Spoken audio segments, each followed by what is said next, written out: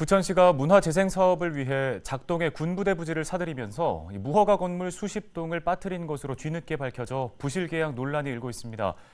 김성용 부천시 의원과 관련 이야기 나눠보도록 하겠습니다. 의원님 안녕하십니까?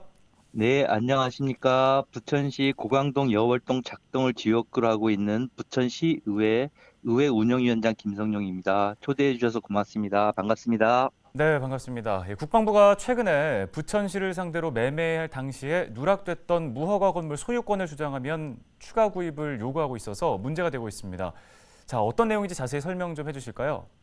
지난 21일 부천시에 따르면 시는 문화재생 사업을 위해서 최근 넷플릭스 오리지널 드라마 DP 촬영지로 유명해진 작동 1-1번지 등 8필지에 있는 옛 육군 제61사장 토지 7만 4천여 평방미터와 생활관 등 3개동 건물 3천여 평방미터, 그리고 나무 등을 지난 2019년 6월 국방부로부터 약 524억여 원을 들여 구입했습니다.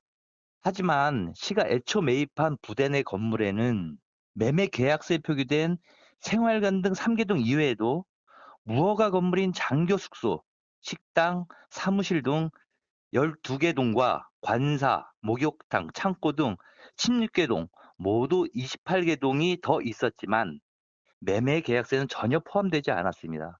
이에 시는 이제 국방부에 무상 소유권 이전을 요구하고 있지만 국방부는 시가 추가 매매할 것을 요구하고 있습니다.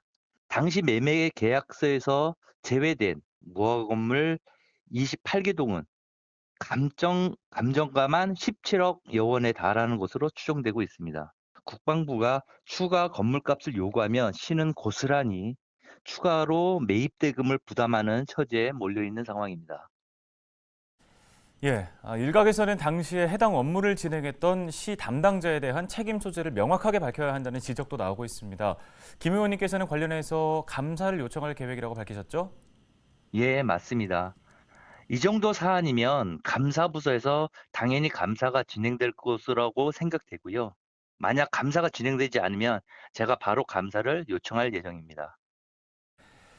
예, 부천시 측은 무상 이전에 따른 법률 검토 후에 국방부와의 협의를 통해서 원만하게 해결될 수 있도록 하겠다고 해명했는데요. 부천시가 이 현안에 대해서 어떻게 대응해 나가는 게 좋을지 도움 말씀을 좀 주시죠. 당시 국방부의 실무진들이 군부대 내의 건물을 모두 무허가 건물로 인지하고 자기 스스로 자산 가치가 있다고 판단하는 건물 3개 동만 매각하고 나머지 건물들에 대해서는 사실상 철거와 재생 등 이것을 부천시에 넘긴 것으로 볼 수 있습니다. 계약상 중대한 실수를 부천시도 했지만 국방부에도 책임이 있다고 볼 수 있는 것이죠.